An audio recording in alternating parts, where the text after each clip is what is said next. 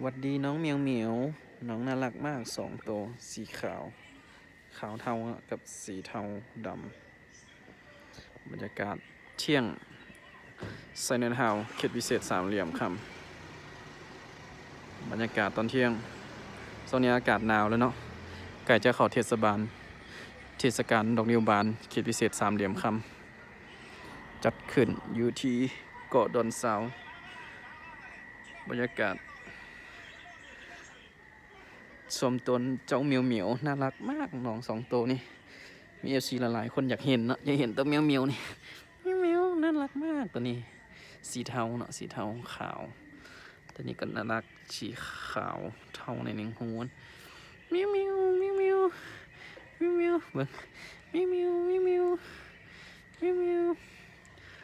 ความดื้อความน่ารักมุ้งมิ้งมุ้งมิ้งมุ้งมิ้งมุ้งมิ้งมุ้งมิ้งมุ้งมิ้งมุ้งมิ้งสายพันธุ์อะไรเนาะโมโหเนาะสายพันธุ์น่าจะเป็นแมวจีนสายพันธุ์น่าจะเป็นสายพันธุ์ใหญ่เนาะถ้ามันใหญ่มาเนี่ยสอบเล่นต้นไม้มันสอบปีนต้นไม้ว้าวคนมัน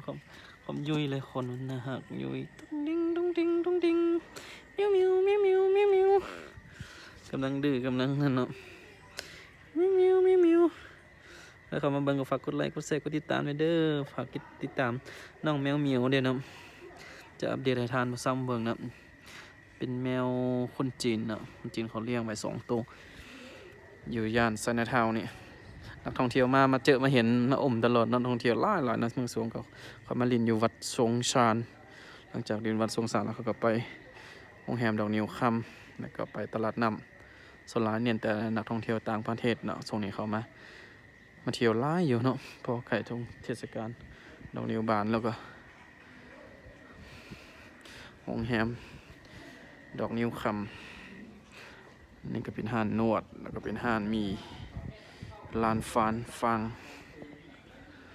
นี่ก็เป็นห้านเสริมสวยห้านแฟชั่นตัดผมซอยที่หลักๆก็คือมี2 ตัวนี้แหละที่น่ารักที่สุดให้กวนใจให้เล่นเมียวเมียวมาเอาต้นเห็ดงามว้าวว้าวน่ารักมากเลยน่ารักมากเลยทางนี้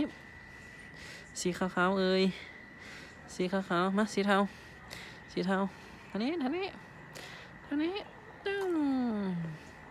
ทางนี้เอากล้องหน่อย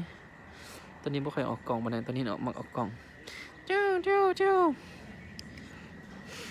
ความน่ารักของมันดูฝากกดไลค์กดแชร์ติดตามน้องเด้อเดี๋ยวจะอัปเดตให้น้องเบิ่งเนาะความน่ารักของ2 ตัวเหมียวนี่น่ารักสุดๆเลยสวัสดีครับน้องเหมียวเสื้ออะไรสีเทาเหรออันนี้สีขาวเหรอน้องเหมียวเทาน่ารักสุดๆเลยแมวโ